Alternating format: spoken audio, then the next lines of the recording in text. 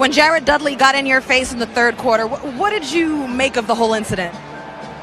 I mean, first of all, he's a nobody, so... What part of this loss would you attribute to coaching? I don't know. Would you ask Pop that question? No, you wouldn't. So don't ask me that question. I've earned that. Talk about it. You are now tuned in to Above the Rim. Hoops talk for the streets. Family, what's good? Welcome back to another edition of Above the Rim. Hoops talk for the streets. You already know how we do, family. Brought to you as always. It's your host, Justin, aka JusBlaze. Family, you know the drill. To get in contact with me, you can always hit me up and follow me on Twitter at JusBlaze_513, on IG at JusBlaze513, on Facebook and YouTube, search Above the Rim Podcast. Also, email the show as well, Above the Rim NBA Podcast at gmail.com. Tap in and leave the family a voicemail. The line is always open, 908-718-1592, family. And we have 2 voicemails for this episode, so this is going to be a nice one here. So shout out to the fellas for calling in, leaving in those voicemails. Best way to support the show, as you know, is copping your merch. Link is in my bio. Everything is on the website. Make sure you do that. I appreciate everything as always. Leave a review on iTunes and Spotify, all of that good stuff. Joining me this week, family, my first guest of the new season. He's been on Above the Rim a couple times before. We talk ball all the time.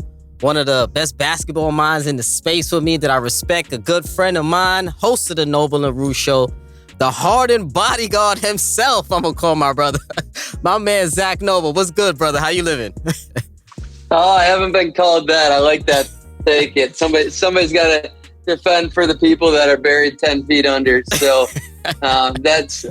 I'm a lover of most guys. There's very few players I hate on. I'm known for that, yeah. But I bring Harden to light, so I'm doing good. Just happy to be here with you, and it's been a fun start to the year. I haven't gotten to talk a ton of hoops lately, so this is great. I've been watching a lot, and I got to get the voice out there. So always happy to be here with you. Come on, man. Oh, come on. And it's don't be ashamed to say you're the Kevin Costner, the bodyguard of James Harden. It's all good, my brother. KC. Yeah, man. So, family, like I said before, we got a jam-packed show today for y'all. 2 voicemails, multiple topics, rapid fire. Zach, let's get it going, man. So, before we get into the bulk of the episode, let's start off with a quick voicemail from the family. They want to talk about some Lakers and some Knicks. So, appreciate the call and the kind words. Let's get to it. Hey, Just, what's going on, man? Just wanted to say, real good job on the visual pods, man. Keep those coming. We loving those on YouTube. Definitely love watching those, man. Me and the boys get together all the time, put those on and just laugh to tapes. We need to keep those going, man. For real, you real entertaining in this game, man. Keep it up. And I got 2 questions for you. So, first one. Who gonna have a better season? Ben Simmons or Russell Westbrook? You can determine better by shooting, by record, team win, like that. Individual performance, but like who gonna have a better season out of them 2?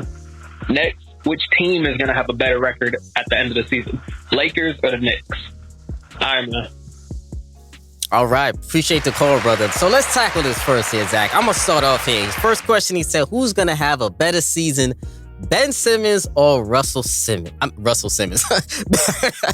Ben Simmons or Russell Westbrook? Look at this is a tough one because I've been harsh on both coming into the season, but if I had to choose, I'm going to go Russ, man. I'm going to go Russell Westbrook on this one. I think Russ is going to have the better season in terms of perception, media perception, because I think maybe Ben Simmons' numbers may be a little bit better if he shapes up into form, but I think the media perception of how the season has went, I think is going to give the nod to Russell Westbrook for me. And I think obviously now we're going to talk about him coming off the bench a little bit more, how that's working for the Lakers. But he seems to be slightly embracing that role for the past 2 games or so. We'll see how long that lasts, brother. But me, I'm going to go Russ is going to have the better season over Ben Simmons. Talk to me, Zach. Who's going to have the better season, you think?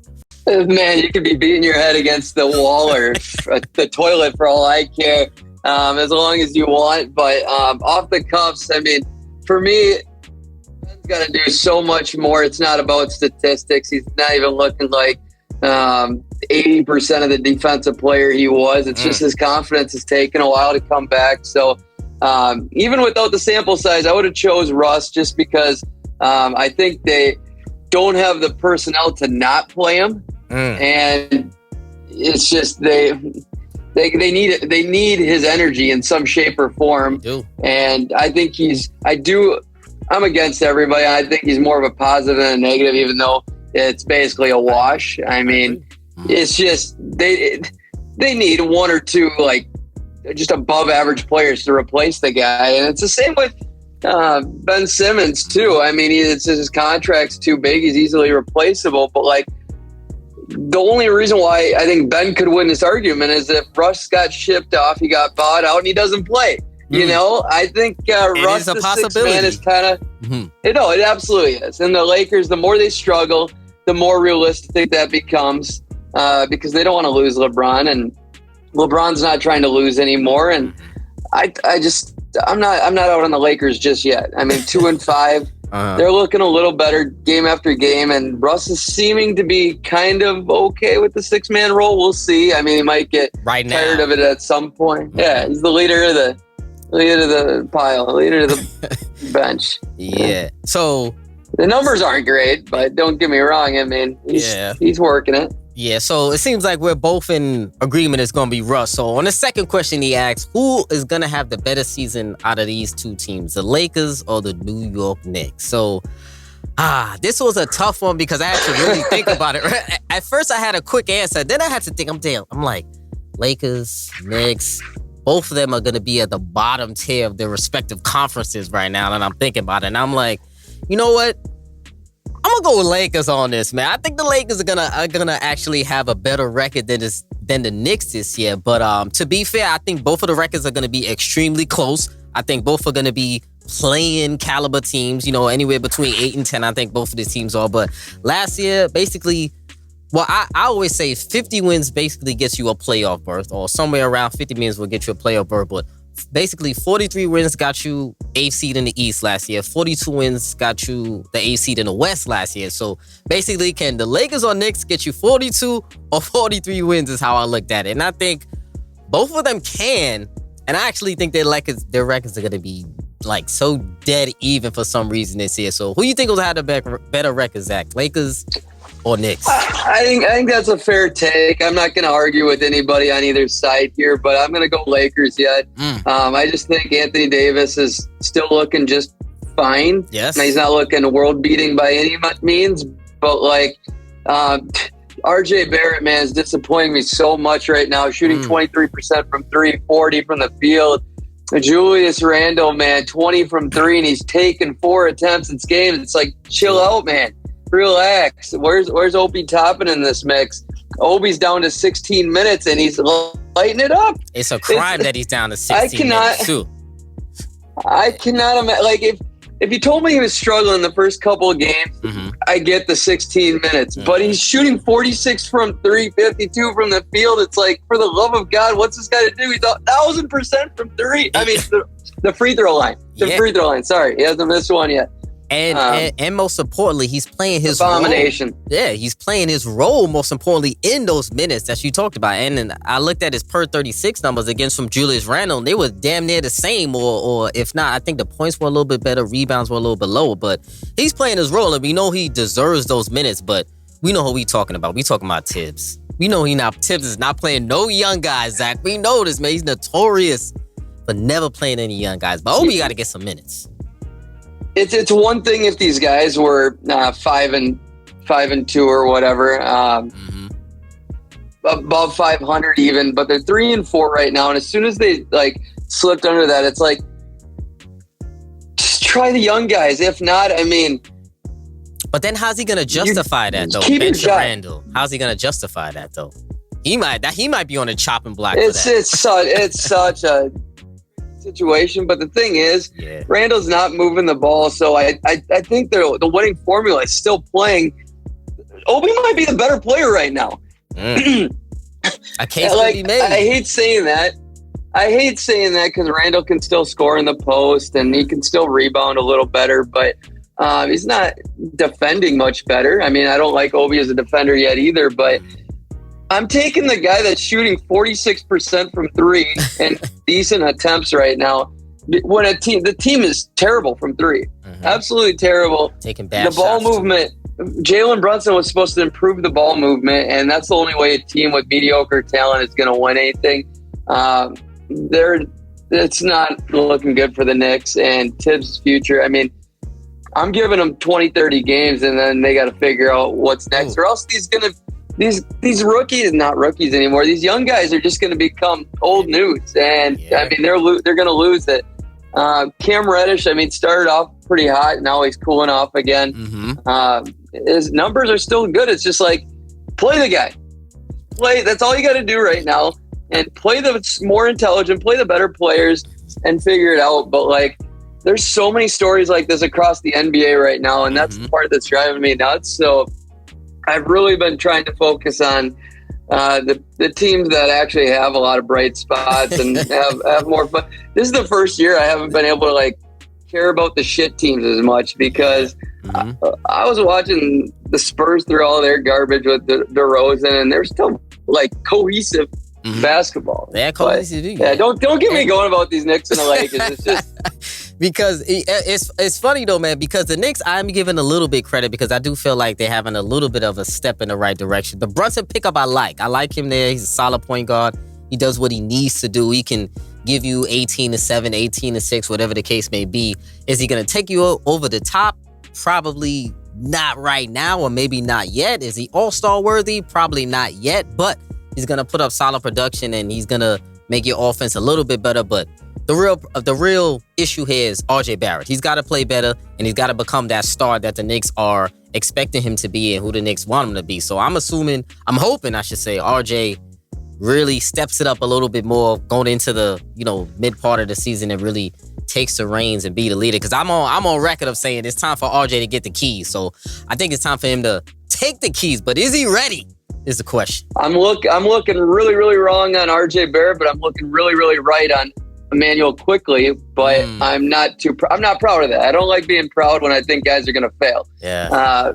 So it is what it is. The Knicks fans giving me credit and hate on me either way, but cough, Donovan Mitchell. Yeah. Sorry. Oh man, they're kicking the wall over that. They wanted Donovan Mitchell. Judging by the way how Cleveland is going right now, we know that for sure. They're kicking the wall right now. The Stars League. Yeah. Pay up. Come on, pay up, pony up. So let's transition over right now. So I wanted to talk about Philly, especially in this show, because they're one of the teams that are very high on my priority list. Had a rocky start to the season, starting off 1-4 to the season. The 76ers basically stumbled out of the gate a little bit, but they've been playing a little bit better recently, starting to even out their record. They've been playing pretty much 500 basketball since. Joel Embiid kind of hasn't been himself to start the season. The defense has been a little bit, out of sync. The news came out today about James Harden that he's basically going to miss about a month with a foot tendon strain, they said. Some say this Sixers team is kind of going through the motions, and some say they got some issues, right? But we know the elephant in the room with this Philadelphia 76ers team is Doc Rivers. If this team has any more slippage, we know Doc Rivers is going to be at the forefront of the blame. So with that being said, we're going to start off with a little copping or dropping. So my brother, Zach, talk to me, man. I'm going to throw out a take, copping or dropping. If you agree, you're copping. If you disagree, you're dropping with this. So, copping or dropping this take, Zach. Doc Rivers will not last this season as the 76ers head coach. Copping or dropping that take. So it'd kind of be reversed because if we're talking about Doc for the take, so not this last is how I'm going to word it. Oh, I'm copping that he lasts the season because I mean Philly's tied to him. They're committed. Unless Harden misses more than a month, if Embiid doesn't get back soon, then things can get sketchy here. And he's got the hottest seat, in my opinion, in the league, and it's been that way from the beginning for me. Yes. But Embiid is day to day. He's expected to be back next game. I think they can manage without Harden as long as Thibault comes in. Their schedule isn't incredible, but it's a huge blow that he's out a month. It's going to be very, very hard. I'm still going to judge Doc Rivers on this, no doubt. I mean, as long as Embiid is playing, They still have deep enough talent. Figure it out. This is just. I'm not asking to run away with the record. The record becomes a little more realistic, but just go 500 and each should be able to keep his job or a little above 500. You think next 500 month is here. enough? That's enough. And then the real judgment comes if 500. It should be without Harden. It should be. And that's a tough judgment call. It's a tough judgment call, and I understand either way. But here's the thing: they didn't underachieve last year. Doc Rivers is as obvious it is watching it. I mean, the results speak for themselves, and the owners. That's all they care about. The management. So at the end of the day, I'm a person that I believe I have realistic expectations. Yes, as soon as those expectations get under my level, get rid of the dude. Absolutely. And we're not to that point yet. But if they lose the next 3, get rid of them. Get rid of them. But if they go 1-2, 2-1, I mean, that's what I'm saying. So 500 for the next month is all that's going to keep me happy. But that's fair. Okay, I understand that. That's fair. That's fair. So you're saying your judgment basically is go 500 for the next month while Harden is out, and you don't think so. You're dropping that he's going to be fired for this season. And when I ask this question, I agree with you. I don't think he's going to be fired this particular season. So I'm going to drop the take that he will not last the season because I think he will last the season. And let me tell you, when I was, because I know, obviously we know Doc Rivers is going to be the first person to get the blame if there's any slippage in the Philadelphia 76ers roster. They lose a couple of games. They lose 3 in a row, like you said. We know he's going to get the most blame on Twitter. He's going to get the most blame management-wise or whatever the case may be. But my biggest issue with Doc Rivers, right, because he does have a lot to do with what's wrong with the 76ers. It's favoritism, in my opinion. When I look at Doc Rivers, he's one of those older coaches that doesn't really want to get involved too much in like the day-to-day aspects of running the team, coaching the team. And when I say day-to-day, it's like talking to every single player, no matter if it's James Harden to DeAnthony Melton to Niang to Josh Reed. I feel like Doc Rivers is one of those coaches who doesn't want to individually talk to every single player. And what he does is talk to the top, meaning James Harden, Joel Embiid, PJ Tucker, and basically tells them to police the rest of the group. So when he tells them to police the rest of the group, basically, he's still only communicating with those top 3 players, basically. So basically, I'm talking to these guys, police the younger guys, the other guys, the lesser guys on the team, and I'm only dealing with the bigger issues. So when you brush aside the bigger issues and you're dealing with that, it makes the other guys seem to think that maybe you're playing favorites with some of the older guys. So because of that, I think it causes him to be a little disconnected from the rest of the players. And when you're a little disconnected, you know, sometimes they tune a coach out, or those little things, those little messages, when they start to tune them out. And when Doc Rivers is telling them to hustle back or yelling and screaming at their ear, you know, they're like, Doc, I don't want to hear that shit because you haven't been talking to me the last 20 games of practice. You've been only talking to PJ. I don't want to hear it. So I think his favoritism sometimes is what really hurts Doc Rivers in the grand scheme. Drop the mic. No, that's perfection, man. No, dead on. I couldn't agree with you more. I mean, that's Tobias Harris, and you wonder why not. Yes, his percentages. People will always come at me with his percentages, but like he's not being nearly as aggressive. He's catering to the others. He's got to be aggressive. They need everybody to contribute, but it's got to be more in sync. My thing is that I 100% agree with you because Matisse Thybulle, it's like when he's coming in, he's not giving him the minutes he needs because he's leaning on Harden's guys and Morey's guys, and Thybulle would still have an impact at 15 to 18 minutes a game versus 8 to 10. Yes. 8 to 10, that's nothing. What is 8 to 10? Yeah, and you got they're the number 1 3-point shooting team. So what's a perfect fit for Matisse Thybulle? It's the Philadelphia Sixers right now. The team you built around him. You can hang on to Matisse Thybulle because he doesn't need to do anything besides defense. But then when you do everything you just ranted about, he's not bought in. He's not going to be in the dunker spot. he's not going to backdoor cut when you need him. It's the little things that you need from Thibault to connect the rest of the offense isn't going to be there because of so let me cherry ask you picking this. at the top. So let me ask, what do you think is more of Doc Rivers' problem? You think his problem is more emotions or X's and O's when it comes to this team? What do you think is more is about emotions or X's and O's when it comes to Doc Rivers? Or I know it's both, but which one more over than the other? Initially, I would have just said X's and O's out of the spot, but like it's coming together, and I knew it would. These guys just need to play. Like there's so many new pieces, and it's like Harden's too intelligent and too good of a connecting piece, and he knows his role. He's so self-aware. He knows how good Max. You listen to his press conferences. This dude loves Maxey like he loves little baby, man. Yes. Him and PJ Tucker. No, it's a kumbaya. But how can't you? Like Maxey's like the most lovable guy in the league.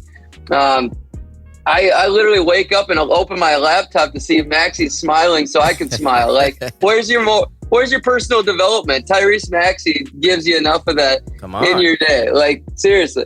But Jackson O's, Tobias Harris is a $40 million Davis Bertans for a year or two sitting in the corner. It's sitting in the corner all game. Yes, the percentage is nice. He's doing it's still streaky at times, but like you can get Danilo Gallinari for $15 million, $17 million, or you can either go pick up Myers Leonard off the street at $2 million. If he's allowed back in. Hey, if Kyrie's around, Myers has done his due diligence. He's put his time in. Yeah, man. But we'll say that for another day. Yeah. But yeah, it's interesting, and I'm not worried yet. I really am not.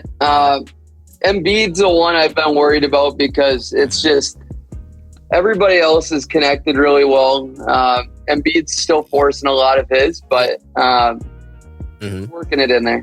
So to put a bow on the Doc Rivers situation, we both think he's going to last the season pretty much. And I basically think he's kind of losing. I used to call him a leader of men, one of the ultimate leaders of men, but I feel like he's kind of losing that title a little bit, and it may be due just to age, maybe attrition, the wheels, the tires on Doc Rivers are slowly churning. So keep getting them checks, Doc. Yeah, there you go. Keep getting them checks, man. Let Sam Cassell do all the work. But he's still going to get to Twitter blame. So that's exactly how it's going to go. So with Doc Rivers, we'll see how that goes. Talk a little bit about the slow start for the 76ers right now, right? So there have people who have had a couple of different reasons for the 76ers slow start.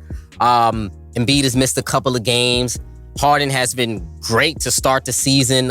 He's been slowly gearing back into all-star level Harden. We know he took a lot of slander in the playoffs. He took a lot of slander last season. And he's been looking tremendous to start the season. He's in shape. 22, 10, and 7 he's averaging right now. Embiid, 27 and 9. Maxey's averaging a career high 24. Tobias pitching in 13. So when we talk about the reasons for the 76ers slow start, for me, I'm going to go, my number one reason for this slow start is, well, I actually got two reasons, so I'm going to do it as a double reason. I'm going to go overconfidence and low vibrations. I'm going to go for me for the 76ers low start. I think, listen, I think this team is one of the most talented teams in the league. They were my finals pick. They still are my pick to go to the finals. I don't know if I have to backtrack or turn that, but early in the season, they are my early season finals pick in the East, going to the finals. I think they're very talented, one of the better talented teams in the league. I'm on record of saying that they won the offseason with their pickups of Melton, the pickups of PJ and Daniel House. I think they were excellent pickups for what they needed. And I think the low vibrations and the overconfidence is leading to lazy defense and finger pointing, I think, to start the season. And I think that's something that can be easily corrected, because when you look at the film, you're looking at the tape, the Philadelphia 76ers, they're routinely a top 10 defense in the league, and now they're basically middle of the pack this season. So opponents are shooting basically over 50% from two from them, I remember seeing. And just, they got some slow rotations. They're looking at each other when somebody makes a basket, the opposing team. So I think those are all small, little, tiny things that can be corrected. And I think those are only happening because they're a little overconfident in themselves and they know how talented they are, and they feel like maybe they didn't have to work as hard. So I think this slow start was a nice little wake-up call for these guys. And I think they're going to really shape up. And I think, well, hopefully, because now Harden's going to be out now, so it's going to be a different dynamic.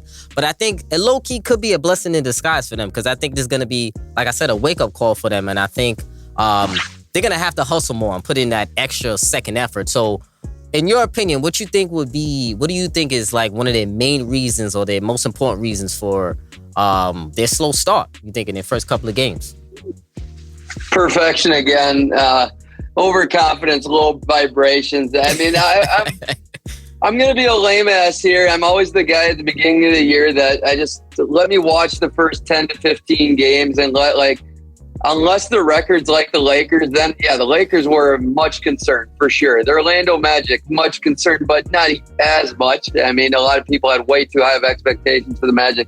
For the Sixers, there was just 3 games. If it was 4, I might have got a little worried. It's funny how one game can make that difference, but 3-game winning streaks, I'm telling you, are very, very easy. 4-game, that's tough to do. Like, no, there's just that little number over the top. And the beginning of the year is when bad teams are really good. The Utah Jazz, the San Antonio Spurs.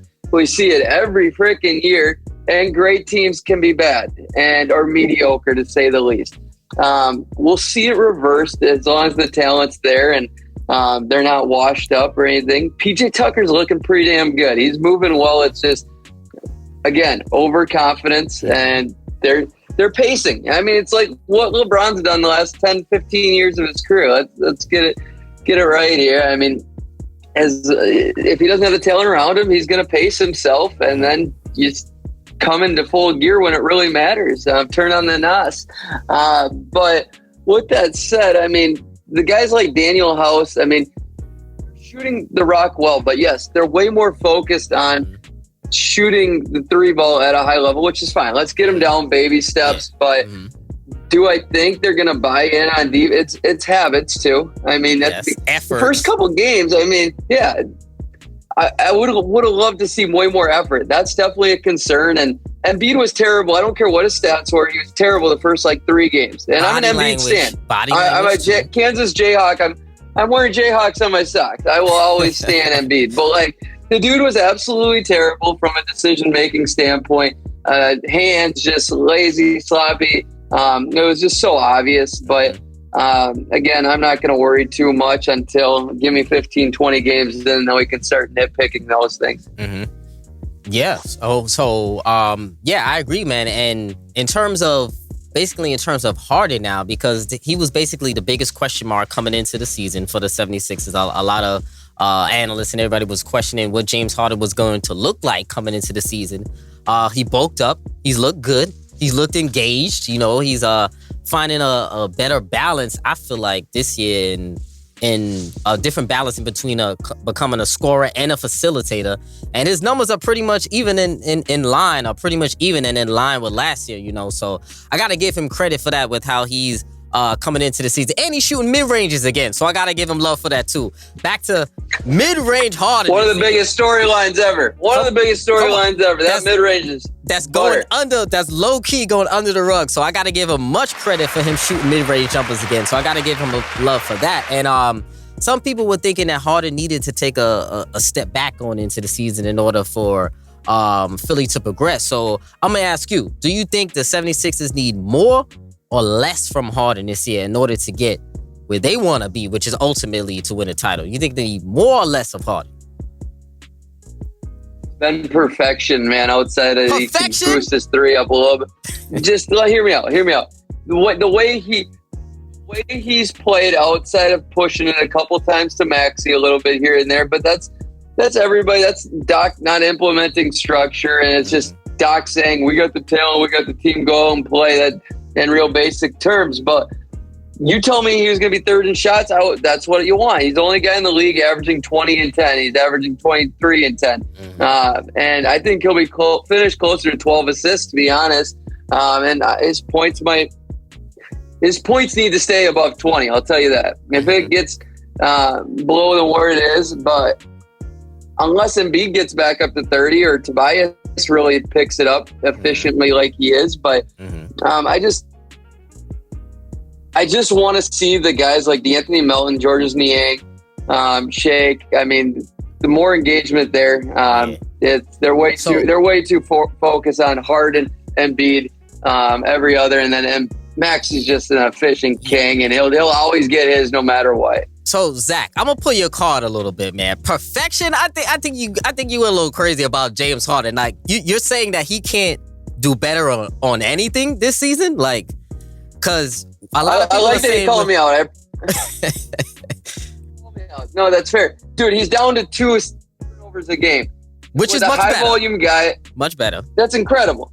What's not incredible? I mean, his 3-point percentage has dipped the last 2-3 games, but I think he injured it. I don't know 2-3 games ago. So fuck that. Like, give the guy some slack. Let's be realistic. Again, I'm all about setting the expectation here, but where you can judge it, where you can always judge James Harden is it. He leads by his play, man. He leads by his play, but I've always wanted to see Harden be more like. Yes, he looks like he's doing that on the bench or once in a while with like a maxi. Yeah, he's got the Doc issue when it comes to leadership too. Like the guys he knows have it that he doesn't really have to. Yeah, most people better regardless if you play with Harden. I will always believe that, but in here, is he making you better in here? He'll make you better. By action, but the basketball is so much in here too, and you got to be lifted up by your leaders as well. Yeah, I agree. So I do feel like he took a step up in the leadership aspect. So I do agree with you there. But a lot of people are saying that if you get more of Harden, that means you're getting less of Maxey. And some people have an issue with getting less of Maxey because some people feel like Maxey is the guy who needs to be that second best on the team and who needs to take the keys. Now, to be fair, Maxey is taking the second most shots on the team right now. So Harden has taken a slight step back and he's at least third in the shot on team. So Maxey is shooting a little bit more, but he is a little bit more efficient, scoring a little bit more. So people are saying that Harden should take a slight step back in order for Maxey to take a step forward, ultimately for the team to step forward, take a step forward. So you say that to say what? That Maxey needs to Harden needs to take a step back in order for Maxey to take a step up. I like where things are at right now. Okay. But I mean, like I said, like you gotta be able to, and Harden has the last couple of games. Like the beginning to start the year, there was many possessions where Harden just wasn't having it. And he knows he had some brain farts, what have you, early in the season. A couple of bad turnovers. Give the ball to Maxey. Yeah, exactly. That's in important moments. And just when you're not feeling it, or there's something just off. Like the last couple of games, I've noticed it. He's let Maxey take the ball up the court. Just that simple thing. Let him initiate and run the offense. And he's been moving a little bit more within that. I mean, not quickly or swiftly, but I mean, he's moving. But with that said, I mean, people always equate the first and second fiddle on scoring and field goal attempts. I equate it on usage percentage, and Maxey doesn't need it high percentage. He doesn't like to get for Maxey to be great.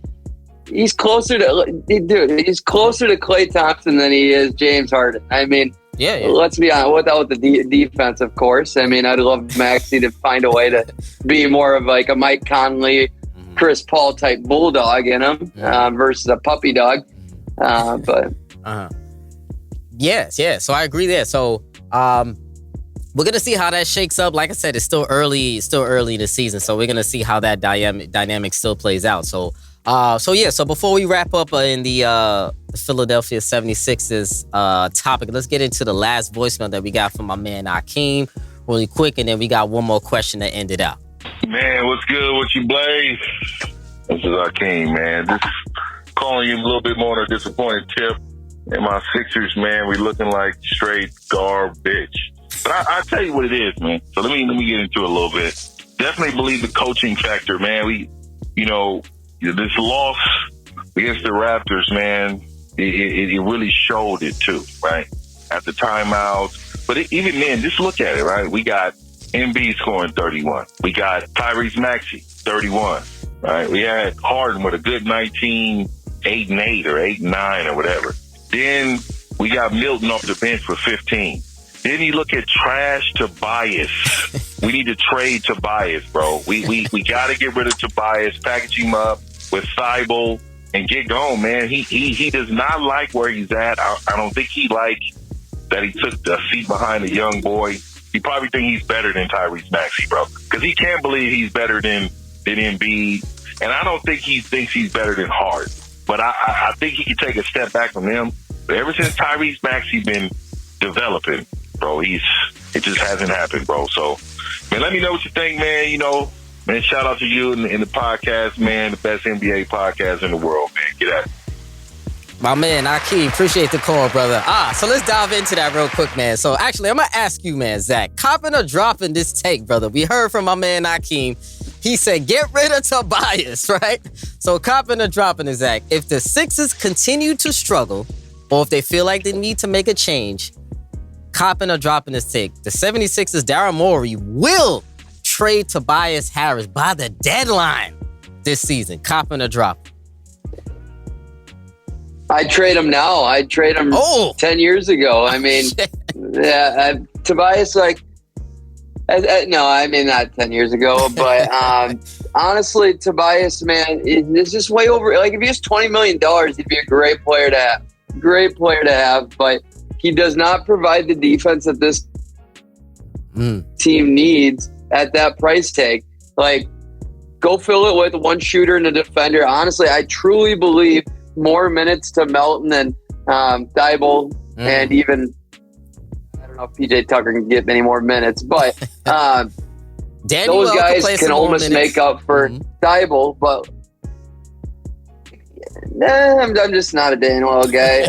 But maybe Niang.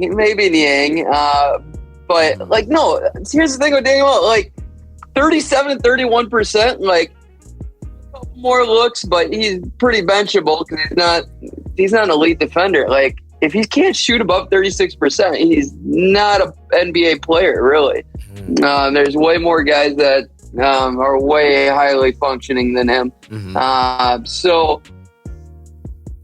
the question comes down to who's going to trade for him. Yeah, that's the toughest That's the real part. question. The real question is who's going to want to take that contract. Call me who's crazy. Al Horford would have been the better buy. Over Tobias? Oh, I can't have him with Embiid. They tried that, man. They tried that. Just didn't have the right coach.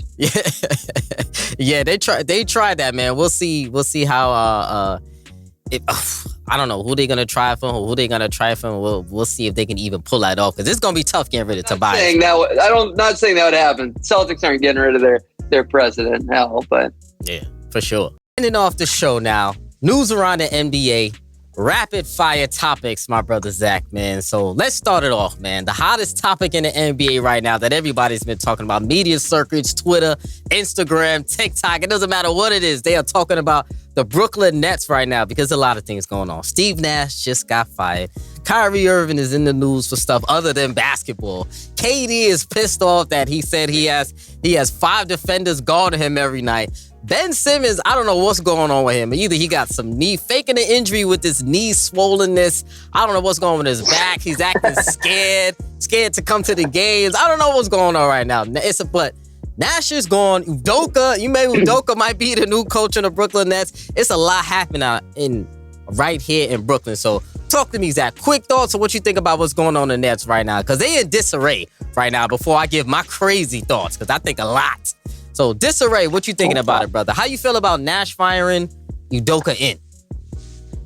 I called this. I had the Nets from an 8 to 9 seed just out of respect for KD, that he could find a way to carry these boys. I mean, I like a little Seth Curry too, but let's be honest, man. Like, I have him there because of all this shit that was going to happen, and we it's so predictable. You put a bunch of knuckleheads together that don't have what it takes up here, and I even put KD in that category. I think KD is the guy that is physically gifted, and he's shown he's mentally strong at times, but like 7-foot dude that can still jump and, I mean, get you even more space jumping. Like, it's physical skill. Yeah, man. So with the Nets, with Steve Nash, man, with Steve Nash being fired now, I think I've been calling for this since last year, really. And I think it was a very necessary change for the Brooklyn Nets in order to let Steve Nash go. He lost control over the locker room. The guys didn't trust him. He wasn't aggressive enough on the floor to me, even with the refs. I joked about it before in last playoffs. They got swept and he couldn't even get one technical foul. That was ridiculous to me. So for coach not to get a take. So he needed to go. I could care less about Steve Nash. Udoka, I think, was an interesting hire. I'm surprised that they would even break him back this early, but I understand why they're trying to go for him. It's like pretty much a last-ditch effort for the season, and they're trying to salvage this season. And he understands the players. He understands the scheme. So I'm not mad at it. And he's a better coach than Steve Nash. So coaching aside, it doesn't matter what he did over there. Coaching, on the coaching aspect, he's one of the best in the league on the coaching side, and he brings a presence that the Nets need. So Nash needed to go anyway, but Brooklyn Nets got a lot more problems than just coaching. There's a lot of stuff going on over there, and they only have about a month or two to really turn this thing around. Maybe a month, if that. Yeah, we're about to see how good Udoka really is, which is going to be great because I thought he was amazing. But at the same time, the Celtics' talent's undeniable. I mean, they're the most well-rounded, deep team in the league. It's just, can the top talent get it done at the end of the day? I don't blame Udoka for falling short last year by any means, but they way overachieved and exceeded all expectations. So for his first year, Celtics rules are the Celtics rules, and you can talk about that situation however you may, but Brooklyn's okay with it, okay? They were just fine with what happened, and Joe Tsai's not worried about his females at all, so hide your kids, maybe. Hide your wife. No, we should be all right. Maybe the guy learned his lesson. Maybe he's a Josh Primo, and we got 5 more instances coming. No, I'm just kidding. I'd never compare Udoka to this sick child of Josh Primo. Might maybe delete that. No, but oh, good man. Kids will be kids. Yeah, man. I mean, he's a young kid. Yeah. That was ridiculous, but yeah, I agree with you. I get what you're saying with Udoka. Yeah, so I mean, the Brooklyn's looking past it. So hey, if they're giving him a shot, who are we to say anything if they're giving him a shot, right? Yeah. in the organization that he was at prior to this, anyway. So we'll see how that works out. Well, if he even you got to win like 10 straight here, though. You got to win like 10 straight to get back. That leash is very short. Very short. The leash for him is very short. So hopefully, maybe he can be a whisperer to Ben Simmons or something like that. Because last time Ben Simmons was successful, he was in Philly with him when he was assistant coach with him over there. What was that? 2019 or something like that. So hopefully, maybe he could whisper in Ben's ear, get some aggressiveness to him, do something, whatever he needs to do. But we'll see. Any idea if they had a good relationship? Well, I heard that they did. I heard that he was one of the guys that was really speaking with him a lot, like after practice. And Ben Simmons is not really a talkative guy anyway. And so he was Udoka was one of the guys that I guess Ben felt comfortable going to, because we know Doc Rivers and he's not the easiest guy to talk to. So, so we'll see if that works out there. So, moving on, rapid fire again. We got to talk about your boys really quick, man. I got to talk about Gobert and Cat, about what you thought about their pairing. No, we don't. Early this season, man, a bottom 5 or a bottom 10 offensive rating. I know they have Cat 21-85, Gobert 13-14, and 23-6, D'Lo 14. Can this thing work long term? Or what are your initial thoughts? The first up close to 10 games, your initial thoughts about looking at those boys. How you like the Gobert parents so far, the Twin Towers? Rudy's been just fine. Basically exactly as advertised, what we paid for. It's amazing how bad defensively everybody else is. Even Jaden isn't playing defense, and Jaden was the guy who's like, oh, maybe we can be a top 3 defense if Jaden steps up. Jaden could be all NBA defense before the year, but Jaden's improved so much offensively. but he's kind of looking like that Philly mentality of really caring about offense first, and then hopefully he can bring back what he had on defense.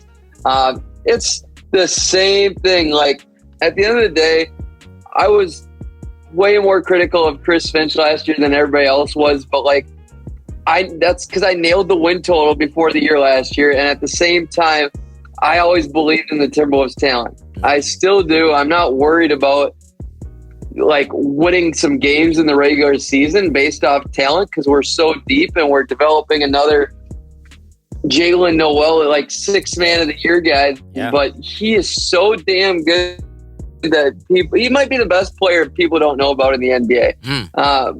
He's a microwave scorer, but I mean, he can do so much. He can initiate the offense, and he's a 3-level scorer. He really is. Yeah. But at the same time, it's just your turn, my turn.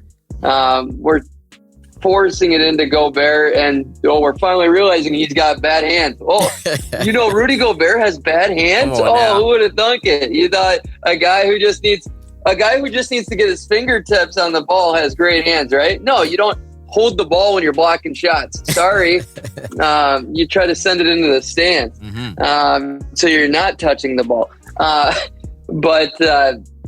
No, I mean, our defense, if this is our defense for the whole year, fine. This offense isn't going to get them anywhere out of the first round whatsoever. But again, it's early in the year. If Chris Finch is the guru people think he is, I just am not sold he is. I think he's closer to a Doc Rivers type that can relate to people, but he can relate to more people than Doc. So maybe he's closer to I'm trying to think of a guy that's just really good without X. Maybe Kid, but I think Kid's got a little better X's and O's than him. He's got a little better, Nick, just an emotional connection. Yeah, I know what you're talking about, like emotional connection type of coach. Yeah, I feel what you did. But I think the players do respect him, though. I think they do listen to his messages. They do respect him, and they just gotta have to shore up that. Yeah, I got you.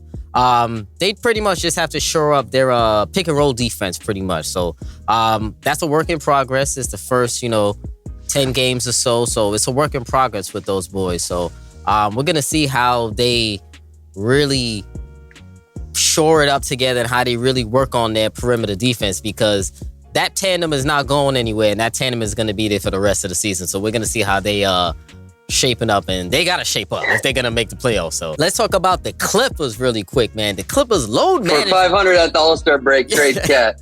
Ooh, spice. Clippers load management is out of control already, man. Ty Lue has been saying that Kawhi's been frustrated with the start of the season. That his knee has limited him to only 2 games thus far. Should we be concerned about the Clippers? When I talk about the Clippers right now, man, listen, availability is key, man. Attendance is the most underrated skill in the NBA.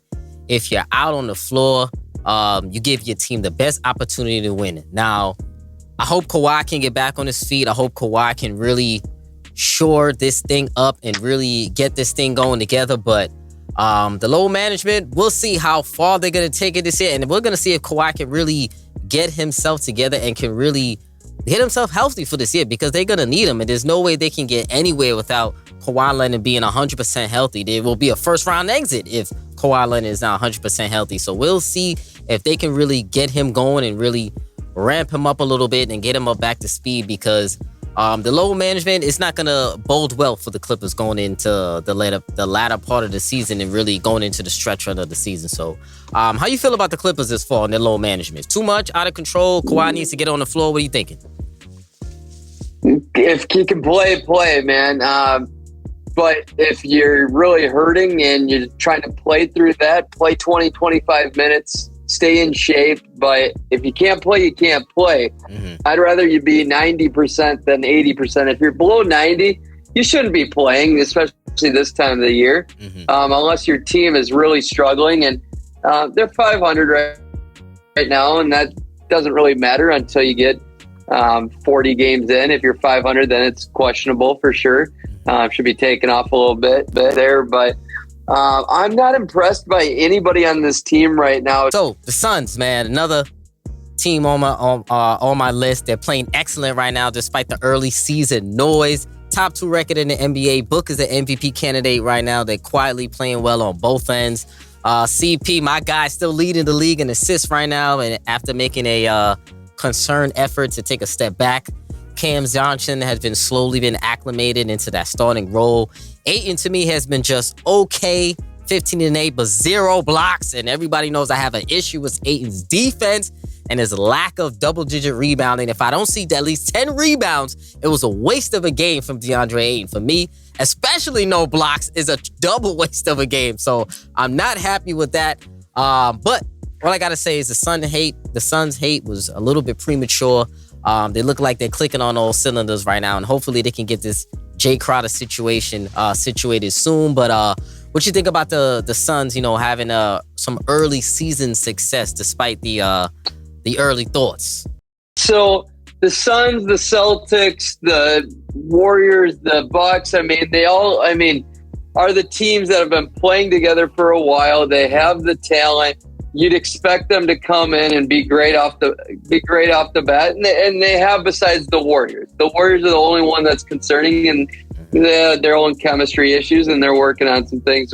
But we're talking about the Suns here, and honestly, Chris Paul, he's never going to lose his playmaking ability, his intelligence. His brain won't go out on him till he's like 80. Let's be honest, but he's definitely looking closer to Matt Ryan than Tom Brady. Let's be honest here. So he's not leading the league in passing yards, but you got to be able to shoot 30%. Chris Paul, he's shooting 23% from three. He's shooting 32% from the field. This team is paying him way too much money to be an assist collector, and to be honest, I'm almost putting him in the Tobias Harris range, man. Like, what? No way. Just because you're what? Tobias is just not excelling. Go ahead. Tobias is excelling at maybe a skill that's much harder to replace, to be honest, in today's game. Chris Paul is sure the ultimate connector, but like at the same time, the talent is, I didn't believe the talent was there last year. And if Chris Paul's going to not do anything outside of being a connector and playmaker, Devin Booker's got to become a top 3 player. DeAndre Ayton's got to be a top 20 player and be the guy you were just talking about, at a bare minimum. And yeah, I know CP is your guy. I'm sorry it's coming to this, but it's go ahead. Mm-hmm. Did you finish? But these are the facts. It's those are the facts. Well, Cam Johnson has been a savior. Cam Johnson, baby. Well, respectfully, I disagree wholeheartedly. We'll just say it right here, right? So I feel like Chris, he can shoot the ball better. Yes, obviously, 100% agree with that. He can shoot the ball better, but it has been a concerned effort for him to take a step back because those guys that you just named, Book, Ayton, Cam Johnson, Bridges, they need to play better. Those are the young guys on the team. Those are the young horses on the team. They shouldn't have to rely on Chris Paul at 38 years old to be the number 1 scorer or the number 2 scorer on that team. He should be allowed to take a step back and be that 3rd scorer on that team. And he's doing his job to me. His job is to facilitate, is to be a leader. He's being a leader and he's facilitating. He's the number 1 assist guy in the league for another year. So those guys need to take a step up. And the problem is people are looking for Chris Paul to do too much. So when he doesn't have 20 and 10 or 25 and 13, it looks like he doesn't do enough. But those other guys need to do more. 0 blocks from Ayton, unacceptable. 8 rebounds, unacceptable. Book needs to be getting damn near 30 because there's a lot of guys in the NBA scoring 30. So Book is at 27 or 28. He needs to be at 30, like you said, and be a top 3, top 5 player in the league if the Suns are going to be where they need to be. And he got the tools to do it, and they need to do it. Less reliance on Chris Paul, more on the young guys. They need to step it up. They need to. That's how I view it. The dude's down to 9. Huh? The dude's down to 9 field goal attempts. He's 5th in the team in field goal attempts. Who else do you want to step up? Landry Shamet? No, Dwayne Mikal Washington Bridges needs I to think score more. Bridges needs to score He's a been lot more. great. No, he's not even scoring 10 points. What is he averaging? 9 or 11 or something? I get the DeAndre 8 and 8. And if you still believe in Mikal that much, like he can take on that role, God bless you. That's great. I would love to see He it. can get 15. I just don't. 15 points. 15, Zach. 16. 15.9. He could get you 15 points, Mikal Bridges. DeAndre Ayton needs to be getting 20. If they can't get that, then they both need to go. They both need to go if they can't get that. Yes. Yes. Yes. If they can't get that, they both need to go. They gotta give more. This is the playoffs, right? To get into the playoffs, this is the Western Conference. This is a bloodbath. Everybody needs to contribute. Jordan Poole is coming off the bench. Mikal Bridges, Cam Johnson, 4 first-round picks, Karl Anthony Towns. Let's go. I don't want Karl Anthony Towns on the Suns. I'm not gonna lie. I don't want him. But that'll be interesting. I think the Twin Towers needs to be in Phoenix with Aiden. Oh man, oh no, I'm good on that one. I'm good on that. So the Bucks also quietly dominating. Giannis has been killing this season as per usual. 2-time MVP, second in points per game, second in rebounds per game. He's been the only player averaging 30, 10, 5. He's been excellent. The Bucks are the only undefeated team. All this without Chris Middleton, so they have been excellent, which is to be predicted with these guys. So they have been excellent to start the season, and I don't think there's any surprise there with the Bucks, their continuity. But I want to talk about the MVP race because I feel like it's a wide open this year, Zach. Wide open. I think this year is one of those years where there's the least amount of predetermined narratives, I would say, for this MVP award. It's a lot less this year. A lot of guys are having really good years to start. I believe there's over 40 players that are averaging over 20 points per game. At least 9 and 10 averaging over 30 points per game this season. So, do you have any early season favorites for MVP, Zach? And how do you feel about the MVP race? I feel like being a lot more wide open this year than it has been in previous years. Talk to me about that really quick. It is. There's a huge gap between 1 and 2 right now, and that's MVP? Giannis at 7-0, averaging 34. I mean, there's a huge, but yes, after that, it's pretty jumbled. This was October 29th, so 4 days ago, what have you, that I posted my first rankings, and